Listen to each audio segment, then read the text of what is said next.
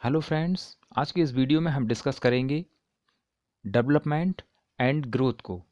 इसके अंतर्गत हम देखेंगे concept of growth and development. इसके अलावा हम डेफिनेशंस को भी देखेंगे और डिफरेंसेस ग्रोथ और डेवलपमेंट में क्या डिफरेंसेस होते हैं, इन चीज़ों को देखेंगे। यह बहुत ही इम्पोर्टेंट टॉपिक है, एग्ज़ाम के हिसाब से भी है और आप में एक बहुत ही बढ़िया अंडरस्टैंडिंग ये डेवलप करेगा। आपको यह भी पता चल जाएगा कि सामान्य तौर पर हम ग्रोथ और डेवलपमेंट जो कहा जाता है उसका क्या मीनिंग होता है। तो अब हम डिस्कस कर रहे हैं इसकी डेफिनेशन, ग्रोथ की डेफिनेशन।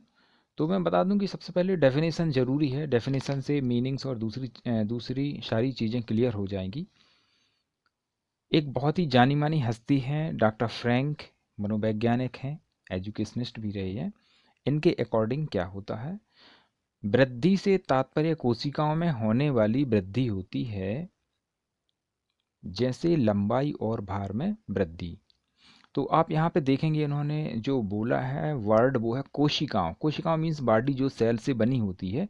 अगर वो सेल्स बड़ी हो रही हैं, आकार में बड़ी हो रही हैं, नंबर वन। नंबर टू, वो मल्टीप्लाई होकर संख्या में अगर बढ़ रही हैं, जिससे मानव का या किसी भी ऑर्गेनिज्म का लंबाई और भार बढ़ती है, बढ़ जाता है, तो इसका मतलब ये होगा कि उसमें वृद्धि हो रही है, यह निश्चित हो जाता है। तो आप समझ गए होंगे कि वृद्धि से क्या तात्पर्य है यहाँ पर।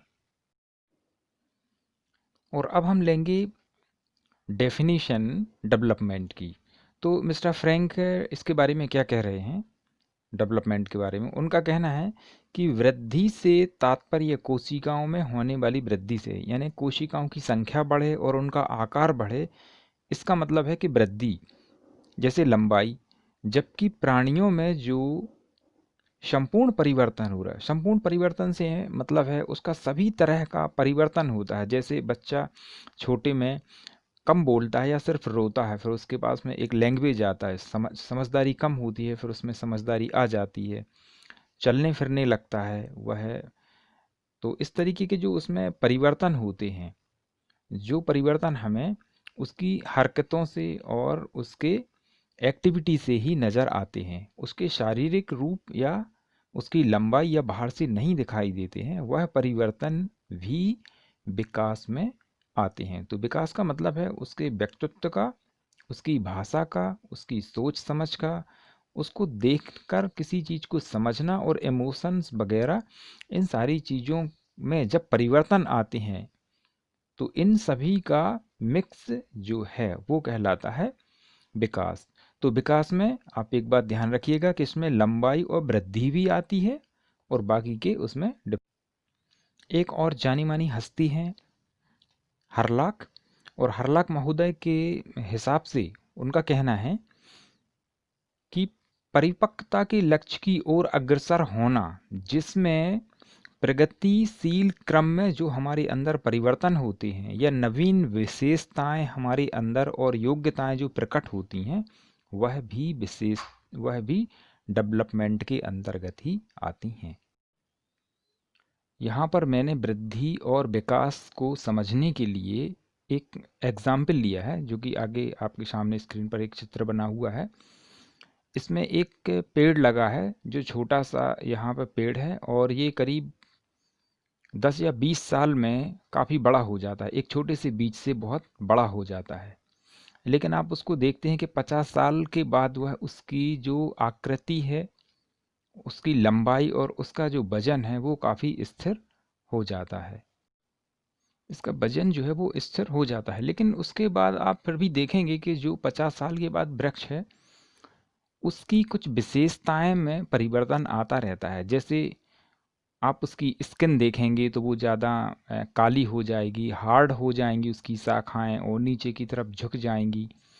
पत्ते, जब छोटा पौधा रहता है तो पत्ते बड़े होते हैं, और बहुत ज़्यादा बड़ा वृक्ष हो जाए, ज़्यादा पुराना, तो उसके पत्तों का आकार थोड़ा सा छोटा हो जाता है। तो उस वृक्ष की जो नवीन विशेषता है वो हमेशा चेंज होती रहती हैं जब तक कि वह मर नहीं जाता है। तो इन विशेषताओं का चेंज होना कहलाता है डेवलपमेंट। जबकि जो पेड़ पहले जबकि जो पेड़ पहले छोटा होता है तो उसमें लगातार उसके आकार में वृद्धि होती जाती है, वह बढ़ता जाता है वजन में और हर चीज़ में। इस प्रकार आप इन चीज़ों का अर्थ क्लियर समझ जाएंगे। और अब हम डिस्कस करेंगे ग्रोथ और डेवलपमेंट में डिफरेंस। तो इनमें डिफरेंस बहुत ही क्लियर अब तक हो चुका होगा आपके दिमाग में हल्का सा, लेकिन फिर भी मैं बता दूं। तो पहला डिफरेंस ये है कि जो वृद्धि है वो मानव की कोशिकाओं से उसका सीधा संबंध होता है, सिर्फ कोशिकाओं से। जैसे जैसे कोशिकाएं बढ़ती हैं उसका भार बढ़ता है, उसकी लंबाई बढ़ती है और इसी को हम कहते हैं वृद्धि। ठीक है। जबकि विकास में क्या होता है, शरीर की कोशिकाएं तो बढ़ती ही हैं लेकिन उसके साथ साथ उसमें दूसरे परिवर्तन भी होते हैं। जैसे उसके सोचने की क्षमता बढ़ जाती है, वह समाज में उसका एडजस्टमेंट का गुण बहुत बढ़िया आ जाता है, वह अपने संवेगों पर नियंत्रण पाना शुरू कर देता है।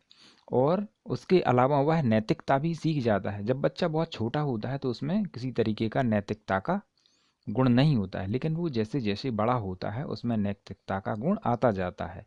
जबकि वृद्धि में सिर्फ शारीरिक गुण है और विकास में शारीरिक भी है, मानसिक भी है, सामाजिक भी है, नैतिक और सांवेगिक गुण भी होता है। तो इस तरीके से दोनों में एक बड़ा डिफरेंस हो गया।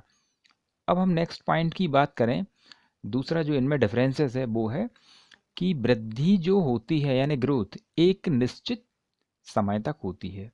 जैसे हमारी जो ग्रोथ है वो लगभग 18 साल तक हमारी ग्रोथ होती है। उसके बाद में हमारा वजन और हाइट का बढ़ना यानी हमारे बॉडी के इंटरनल आर्गन्स और बॉडी के आउटरनल आर्गन्स जो होते हैं, पार्ट्स होते हैं बॉडी के, उनका डेवलपमेंट जो है, मतलब डेवलपमेंट नहीं, जो उनकी ग्रोथ है वो रुक जाती है, उसके बाद फिर नहीं बढ़ता। आपने ऐसा नहीं देखा होगा कि 18 साल में कोई बालक यदि 6 फीट का था और वो 25 साल में 2 फीट 3 फीट और बढ़ गया, तो ऐसा नहीं होता है।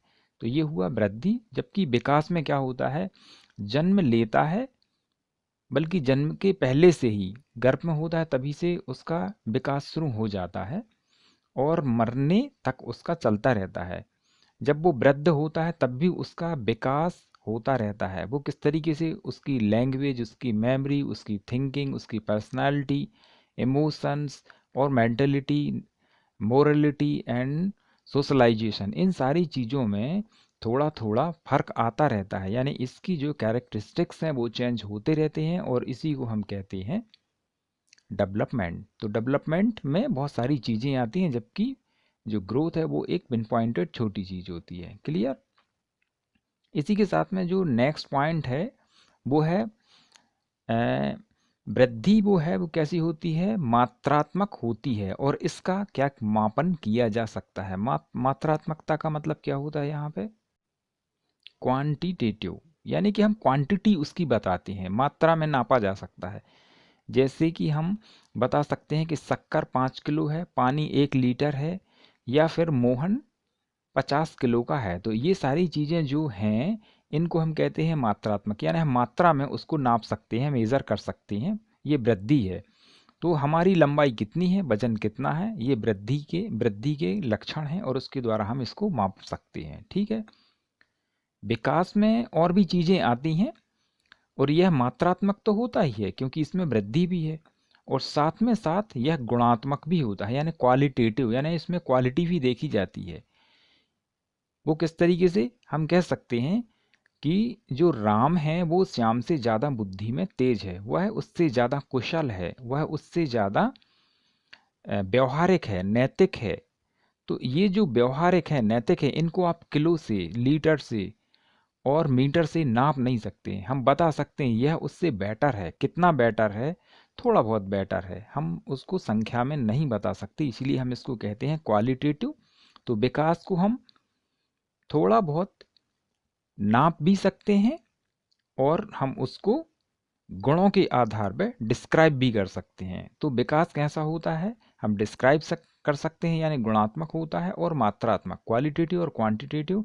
जबकि जो वृद्धि है वह सिर्फ और सिर्फ में कैसी होती है, क्वांटिटेटिव, यानी कि मात्रात्मक, हम उसको सिर्फ माप ही सकते हैं। और इस प्रकार से मुझे लगता है कि आपको सभी स्टूडेंट्स को ग्रोथ और डेवलपमेंट का जो कॉन्सेप्ट है वो बिल्कुल एकदम क्लियर हो गया होगा। इसके आधार पे आप डेफिनेशन, मीनिंग और बाकी सारी चीज़ों को समझ गए होंगे।